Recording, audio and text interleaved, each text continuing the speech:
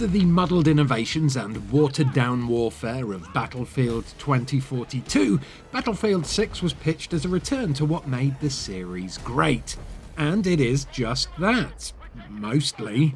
Gone are the ponderous 128-player maps that stretched 2042's action too thin, and the pseudo-futuristic setting with gimmicky hero shooter-like abilities. Back are the rollicking 64-player slugfests, the more grounded quartet of soldier classes, the lowercase modern warfare setting, and even the single-player campaign.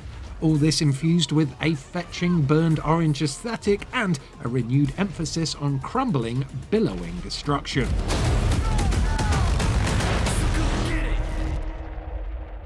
When it's firing on all cylinders, jets screaming overhead, rockets whizzing past your ear, building facades sloughing off their foundations before your eyes, Battlefield 6 is tremendous. Undoubtedly the closest EA has got to the series' heyday in a decade. Yet, hidden beneath this confident surface is a series still wrestling with its identity.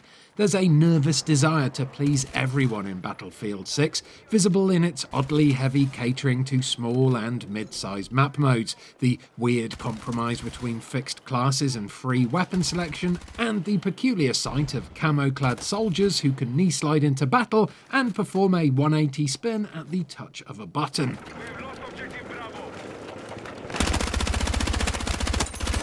In all of this and more, you can feel Call of Duty breathing down Battlefield's neck. Luckily, this doesn't detract from the experience too much and even improves it in some areas.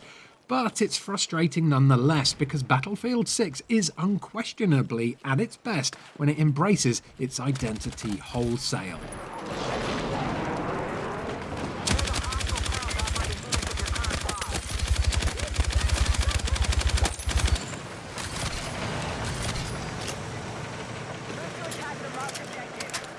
Battlefield 6's marginally speculative setting pitches NATO forces against Pax Armata, a politically inoffensive pan-national PMC named like a deluxe wristwatch.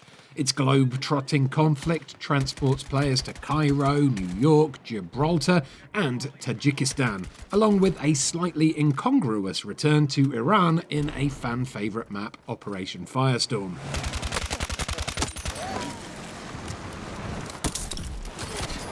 Each location provides multiple themed maps for Battlefield's centerpiece modes like Conquest, Rush, and the newly introduced Escalation, which is basically Conquest with the added ability for teams to claim control points for good.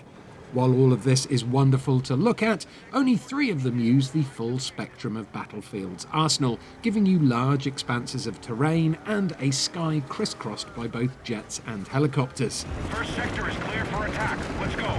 From this trio, a particular standout is Tajikistan's Merak Valley, which starts one team in an area that looks like no man's land in World War I, all scorched earth and blackened trees riven by muddy trenches.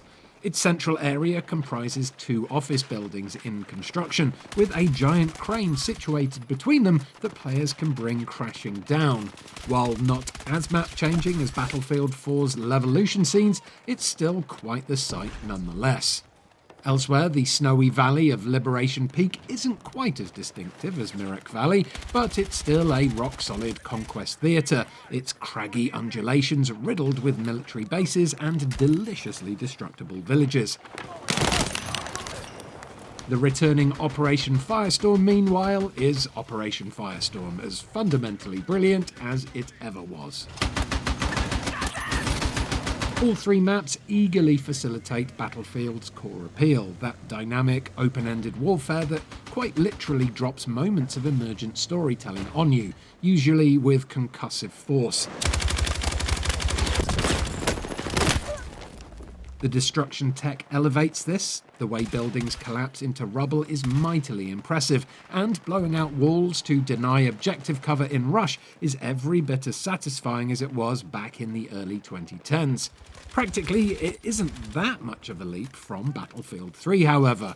More extensive and granular in its details perhaps, but otherwise it doesn't feel wildly different.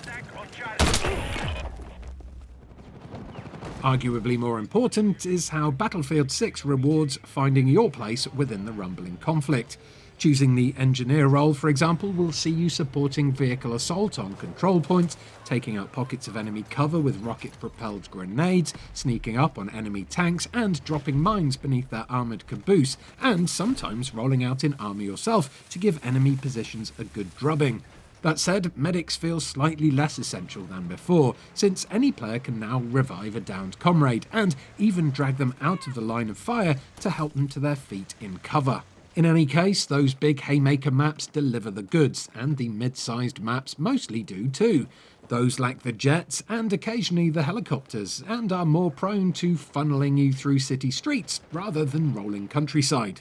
New Sobek City is the most open of the mid-table maps, with you battling around and through a cluster of apartment blocks as the Great Pyramids loom in the distance. Urban warfare lovers, however, will appreciate Siege of Cairo and, in particular, Manhattan Bridge, where you battle through New York's gentrified brick high-rises beneath the vast iron bulk of the Brooklyn Bridge.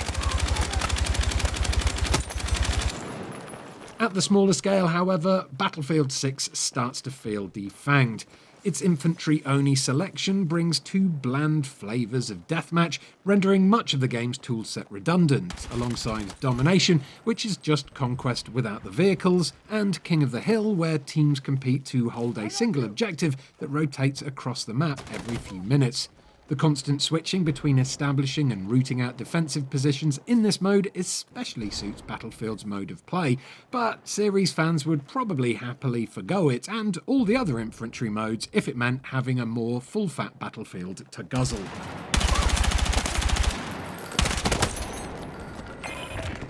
There are also a few other elements to Battlefield 6 that players might take some time to warm to, such as the new large-scale mode Escalation. The idea is that, as control points are wiped off the map by teams claiming them, the action is funneled into fewer areas, thereby intensifying it. During the review period play sessions, however, the action never escalated all that much, and these matches ultimately panned out as shorter, less satisfying rounds of conquest. EA's decision to let classes select whatever weapon they choose, rather than mandating they use a specific weapon type, is also questionable. EA has tried to balance this by making each class proficient in certain guns, engineers with SMGs, recon players with sniper rifles, etc. But will this really stop Battlefield 6 from becoming Assault Rifle City on launch? Even in the review period, during which maps were heavily filled out by bots, there was a distinct lack of LMGs among player medics. Then again, the open weapon mechanic is less annoying than watching players knee-slide through Battlefield 6's meticulously crafted war zones like school kids in a freshly varnished gym hall. This forms part of Battlefield 6's new kinesthetic combat system, which enables far more responsive movement. To be clear, this is a big improvement overall. Mantling over objects has never been slicker, but it strays into being too arcadey at times. EA has already toned the knee sliding down in the run-up to launch, but frankly it should remove it entirely. Even in a game where everyone carries a parachute, it feels incongruous and obnoxious, like if Tom Hanks whipped out a skateboard and did a nose grind along a tank trap in Saving Private Ryan. It's also worth noting that the modes that were testable during review don't represent the full suite of options available at launch and beyond. Battlefield Portal, which allows players to create their own game modes and customize maps, wasn't available to test, while the highly anticipated Battle Royale mode won't be available until later in the year. Regional Command's got an update, boss. Too bad it's not going to be go kick those Pax Armada shitheads off our doorstep. Pax isn't the enemy. Read your briefings. What Battlefield 6 does have, of course, is a single-player campaign, which sees you play as NATO Special Forces unit Dagger 13 as they search for the shadowy leadership behind Pax Armata. This represents the first proper single-player offering that Battlefield has had in a long time. It is, however, fairly divisive. On the one hand, it does a decent job of using the game's various locales to create interesting missions. Highlights include a dramatic halo drop onto the Rock of Gibraltar and a gnarly scramble through New York City as you strive to protect the president, played with admirable sincerity by Benito Martinez, from repeated assassination attempts by drone, by car, and then by a massive assault on the shore of the East River. This is the world the Coalition wants. No diplomacy, no compromise, just survival of the fittest. Not every mission is a winner. The level prior to this starts with an inferior rerun of Modern Warfare 2019's Clean House, another example of Battlefield 6 aping COD with dubious results. The obligatory open-world mission also falls weirdly flat, with the campaign's strengths only showing when they're channeled through Battlefield 6's dynamic firefights and explosive destruction in more linear set pieces. Vortex! Mayday! Vortex 2-1 is hit. Indeed, the final mission is phenomenal, pulling out all the stops in a way that just about legitimizes the whole endeavour. It recalls the older style of cinematic military shooter campaigning, which threw you into a vast, sensorially overloading meat grinder, something that would be great to see more of in both Battlefield and Call of Duty in their single-player offerings. The way the campaign ties these missions together is less convincing, though. It starts with a disconcertingly timely, inciting event, namely NATO failing to adequately respond to a Pax Armata incursion in Eastern Europe, but it quickly devolves into another entry in the adventures of Spec Ops Man and the Tier 1 troopers, all falling over one another to be the most patriotic, self-sacrificing psychopaths in military history. It also constantly futzes with timelines and flashbacks and playable characters in a way that makes the story difficult to follow, culminating in a limp ending that presumptuously sets things up for a sequel, or possibly some additional campaign DLC. And it wouldn't be the first time that EA has pulled that trick after all. Ultimately, though, Battlefield 6 clearly understands what makes the series special, even if it occasionally seems reluctant to accept it. Unlike 2042, the fun is easy to find from the outset, and what problems it has are much simpler to fix. It could be more ambitious and have more of those larger sandboxes to play in, but overall, Battlefield 6 is a reliable reset and a strong foundation for EA to build upon.